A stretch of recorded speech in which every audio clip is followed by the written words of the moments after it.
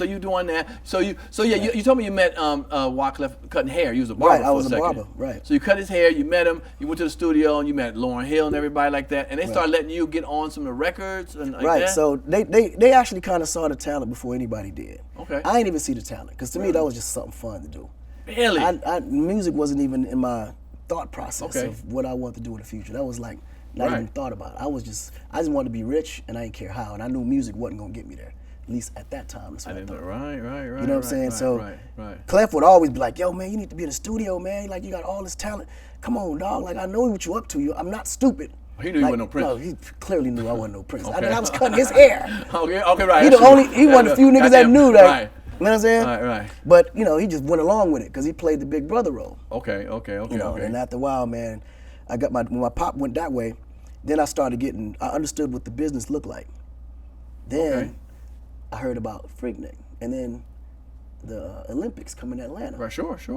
And the car game at the time in Jersey was just too hot.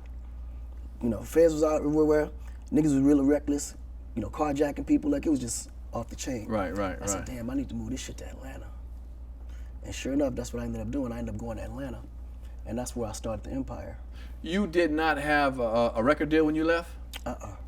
Really? Okay. No So deal. when you got here is when Atlanta, you got the record deal. It was when I came to Atlanta, that's when I got my record deal. Did Wyclef help you get it, or being with the Fugees? No. Really? It's totally separate? Yeah, this was totally separate. I thought. This was totally separate because what I ended up doing, it was so ironic because when I came to Atlanta, I set up shop in Atlanta, and at the time the South was really slow.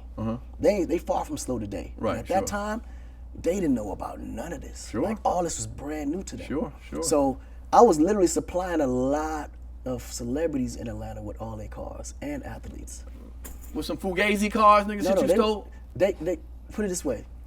What way? Wasn't quite Fugazi because they was legit. What's that mean? What's legit They mean? were turned to be legit. Really? Right, so I would get the car, obviously switch out all the numbers. Right. And then I would find a connection in the DMV and in the insurance company to get the cars pulled forward. And the easiest way I realized, I would go into DMV and I would always look for a chick that was like really heavy set. Yeah. I know that move. I'll say it for you. I didn't want to say it out loud. All right, because it's at that all moment, right. at that Here. time, they're really insecure. Right. They're looking for someone that that they and feel a prince, gonna a dark care. skinned prince, comes in this motherfucker. Right. So you go, to invite them out to eat, kick your game, whatever. Eat, okay. And then tell them, listen, this is what I'm doing. Right. And it's really easy for you, but this for everything that you switch over, I hit you off $500. Nice. And it was big, so I would Hell come in yeah. like 3, 4, 5, situations a day, and they would swap the VIN numbers out, and then I would go to State Farm, same system, big girl, understood, Right. want some love. Right. You never hit though. You got to just dangle the carrot. Right. Just dangle the carrot. Yeah. As long as you dangle the carrot, you can never hit. You can never. That's rule number one. Dangle the carrot. Just dangle the carrot, right? Right. So it worked. So then the operation was beautiful. So, and they all know, like, believe me, when they hear the story, they probably gonna laugh. I just can't tell their names. Right. But majority of the entertainers in Atlanta were all riding my cars. Wow, in the early 90s. All the way up to 2005. Oh, come on, man. You was a star by then. I know, but my cars were still on the road. You had good cars. All right.